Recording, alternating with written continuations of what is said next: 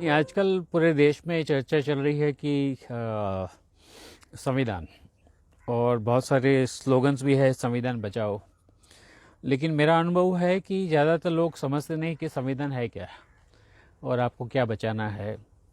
हम मानते हैं कि ये कानून का विषय है, तो अगर आपने लॉ किया है तो आप समझ पाएंगे।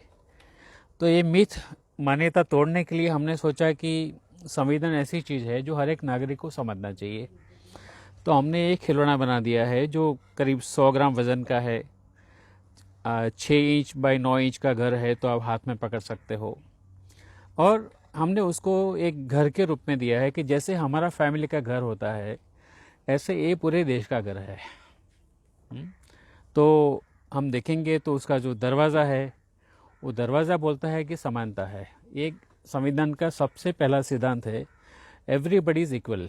यहाँ कोई नाती ना है, ना कोई जाति है, ना कोई वंश है, ना कोई जन्मस्थल का भेद है। ये सभी को यहाँ प्रवेश है। और जैसे हमारे घरों में खिड़कियाँ होती है, तो यहाँ भी खिड़की आप देख सकते हो। ये 6 खिड़कियाँ लगी है जिसमें मौलिक अधिकार की बातें करी है। आर्टिकल 14, 15, 16, 17 में लिखा है कि छुआछूत का जो भी पालन करेगा उसको सजा हो गई। 19 है right to live life with dignity. 21 है आप अपने अंतःकरण मुजब धर्म का पालन और प्रसार करने का आपको मौलिक अधिकार है। उसी तरह से अगर आप देखेंगे तो पीछे जो खिड़कियां हैं वहाँ लिबर्टीज़ की बात करी आर्टिकल 19 में। ये 14 थे मौलिक अधिकार यहाँ पे है। 14 बोलता है सभी समान है कानून के आगे। 15 बोलता है कि स्टेट किसी से जाति धर्म के आधार पे, जन्मस्थल के आधार पे डिस्क्रिमिनेशन नहीं करेगा। सरकारी नौकरी में सभी को समान मौका मिलेगा। दूसरी ओर ये 6 खिड़कियां हैं जो आर्टिकल 19 में लिबर्टीज़ दिया है कि आपको अपने सोच अभिव्यक्त करने का अधिकार है। उसमें इंटरनेट भी आ गया है। आपको इकट्ठा होने का अधिकार है। सरकार 144 बार बार नहीं डाल सकता है। आपको अपने एसोसिएशंस बनाने का अधिकार है। आप पूरे देश में घूम सकते हो, पूरे देश में जहाँ घर बना के रहना आप रह सकते हो। और आखिर में लिखा है कि आपको जो व्यवसाय करना आप कर सकते हो। आप किसी को नहीं बोलेंगे कि नहीं अब ये जाति का है तो आपको ये धंधा करना है, बिल्कुल नहीं।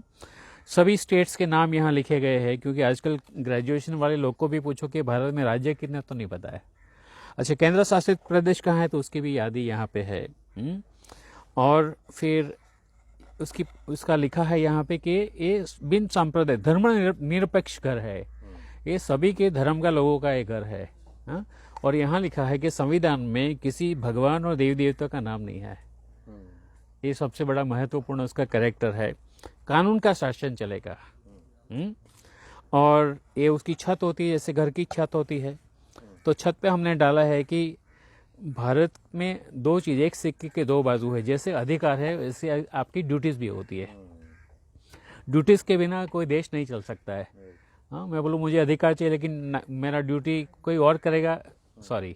ड्यूटी में लिखा है कि महिलाओं के अपमानजनक जो भी प्रथा है उसको आपको त्याग करना पड़ेगा। साइंटिफिक टेम्परामेंट डेवलप करना पड़ेगा।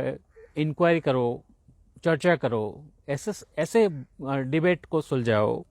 और एक और भी लिखा है कि आपको अपना सेक्टरियन जो संकुचित मानस है, जाति का है, प्रदेश का है, धर्म का, उसको छोड़ के भाईचारा की भावना को बढ़ावा दो। ये संविधान में लिखा है।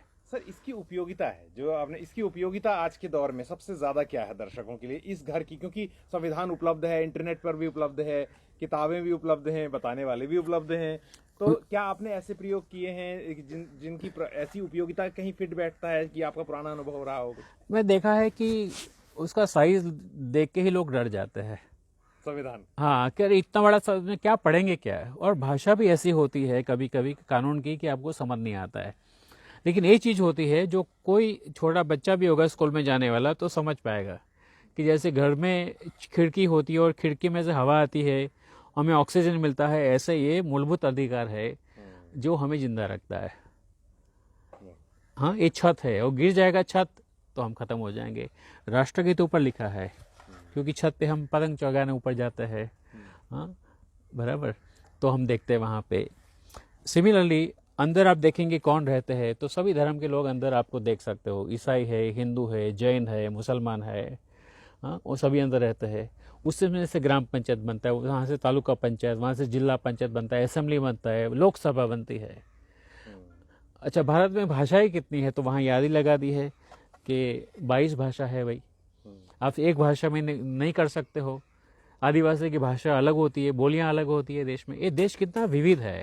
सर आखिर में संक्षेप में आपसे ब्रीफली, कितने आपको ऑर्डर ऐसे मिल रहे होंगे, कितनी भाषाओं में आप इसे तैयार कर रहे हैं इस समय, कितने लोग आपने लगाए हैं इसमें? हम देश की सभी 22 भाषा में कर रहे हैं, और ऊपर से गुजरात में जितनी भी ट्राइबल डायलेक्ट है उसमें कर रहे हैं। वसावी, गामित, चौधरी, डांगी, कच्छी, उसमें भी कर रहे हैं। और अभी ये हमारा 1000 है, क्योंकि इतना तो 1000 लोगों ने बोला कि हमें ले जाना है 25 तारीख को। 25 को फंक्शन करने वाले, ये रिलीज़ करेंगे। बच्चे इसके ऊपर भाषण देने वाले यहाँ पे संविधान पे।